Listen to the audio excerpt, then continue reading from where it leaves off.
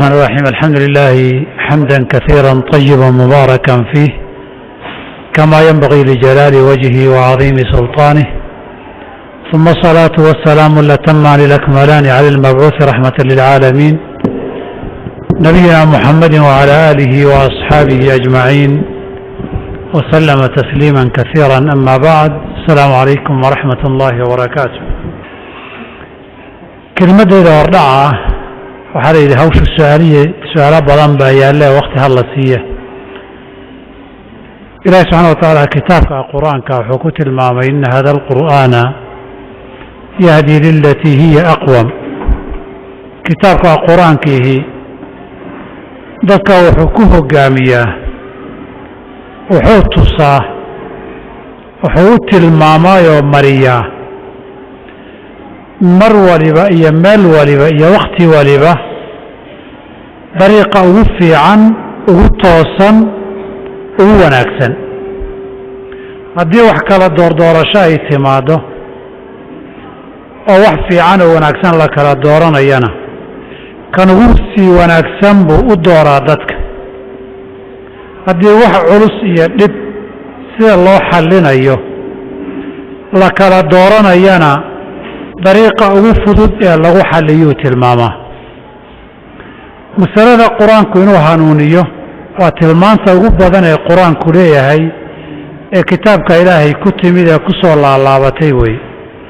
laga soo bilaabo soo degitaankiisii marka laga sheekaynayo, shahru ramadaana aladii unzila fiihi alqur'aanu hudan linnaasi wabayinaatin min alhuda waalfurqaan. dad qur-aankan akhriyi tidhaahdana, faatixadii ugu horreysayna waxaad ugu iman ihdina asiraata almustaqiim. suuratu albaqara markaad timaadana, dalika alkitaabu laa rayba fiih hudan lilmuttaqiin baa lagu oranayaa. aayaddan ina hada alqur'aana suuratu lisraa'i ku timidna 12 jeer baa qur'aankan qiimihiisi iyo waxtarkiisa lagu soo celceliyey oo lagaga sheekeeyey. in badan haddaad aragto, inta badan dadka ilaahay rumeeyey inuu hanuun si gaara ugu yahay baa qur-aanka lagu celceliyaa. hudan lilmuttaqiin, qul huwa liladiina aamanuu hudan wa shifaa ilaa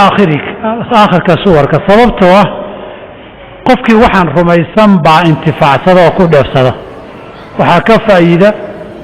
waxay nacfiya waxtar u noqdaa. hanuunkan waxaa qaata qofkii qur-aannimada u rumaysan. qofku waxaanu rumaysnayn inuu raaca ma sahlana. saas darteed baa haddii qur-aanku hanuun iyo faa'iide iyo toosnaan uu lahaa, waxaa ka faa'iidaystoo hanuunkaa hela intii rumaysay ee qur-aankaa qaadatay. waxayna u kala hanuun badan yihiin say u kala qaadasho badan yihiin. ilaah subxana wa tacaala sida qaacidadaa guda uu duuduubay, wakti kuma xirna, goobna kuma xirna. ma aha sida xeerarka aadamuhu dejisto ee deegaan la joogo iyo wakti la joogo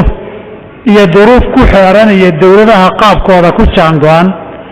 markii maalmo la joogiyo sanadana haddana la jaangooyo la bedela ma aha. waa qur-aan hanuuninayo sida uu yahay wakti kasta iyo goob kasta iyo qowmiyad iyo ummad kastaba la jaan qaadi karoo dariiqa saxan tusaya. maxaa yeelay aadamahan rabbi baa abuuray, adduunyadana isagaa maamula. wixii hore iyo waxa hadda jira iyo waxa iman doonana waa og yahay. maadaamuu wax walbo iman doonana og yahay, asaguna soo dejiyey, wuxuu ugu talagalay wax kasta iyo xaalad kastaoo timaadaba inuu xal u noqdo oo la jaan qaado. khiyaaraadka iyo xalka la raadinayana kan ugu wanaagsan isaga uu noqdo. saa darteed qaacidada guud ee ina hada alqur'aana yahdii lilatii hiya aqwam, wakti kuma xirna, goobna kuma xirna. sida wax aadamuhu sameeyeen wax aragti gaaban iyo ogaal yar ku salaysanna ma aha. mar labaadii waxaan la leeyahay hiya aqwam buu ku hanuuninayaa waa adduun iyo aakhiraba.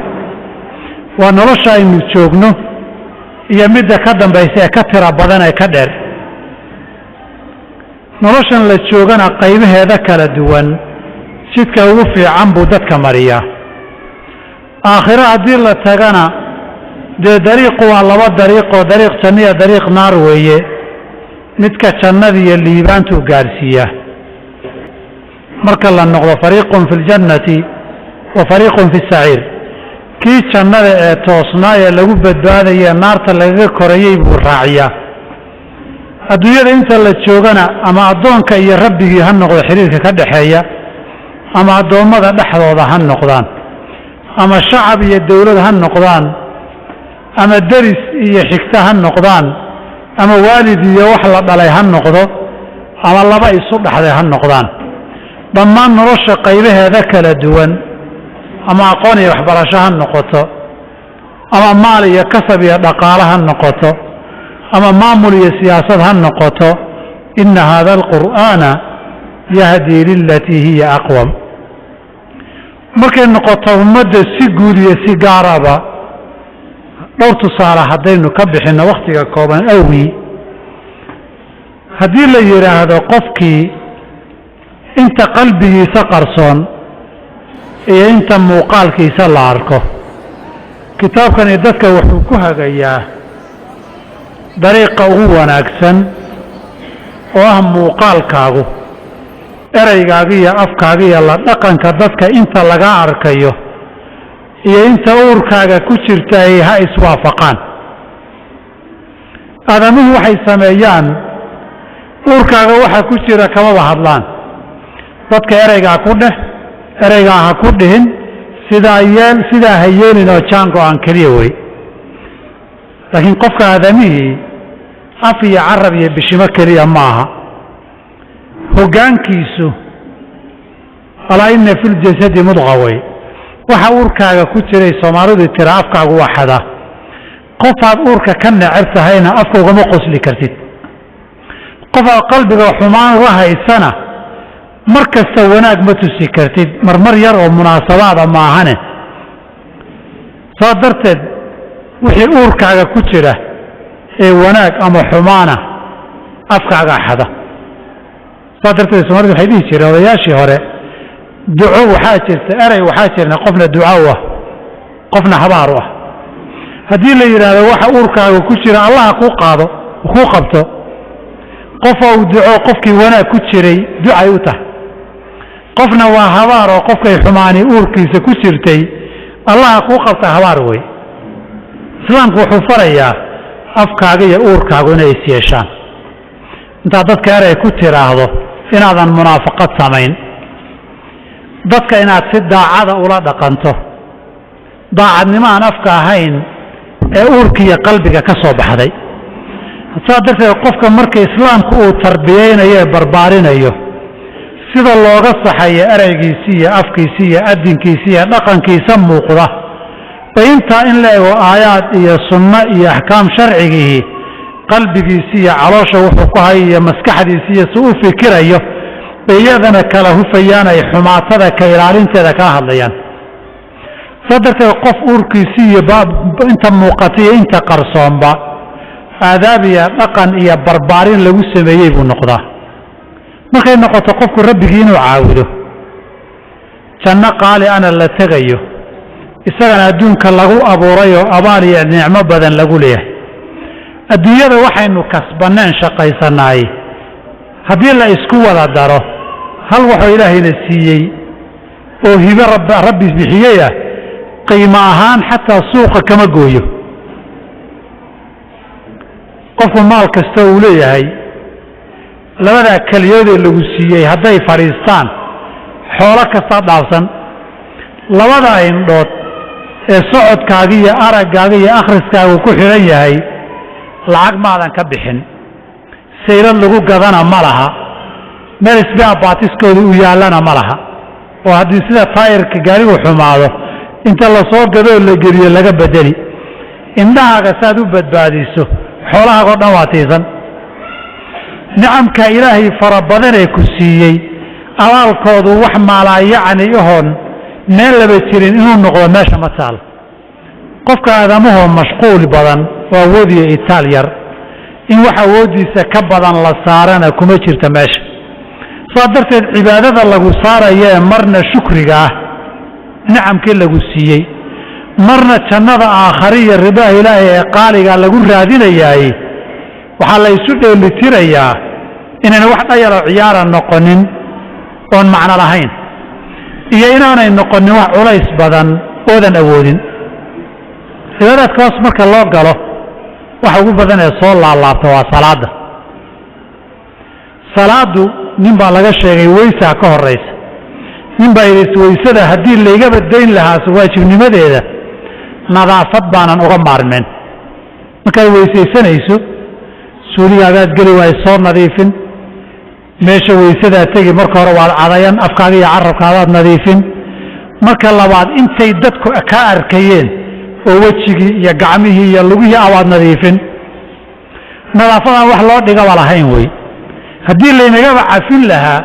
nadaafad baan looga maarmeen salaadu hadda waxay maraysaa tukashadii waxaaba dheeraaday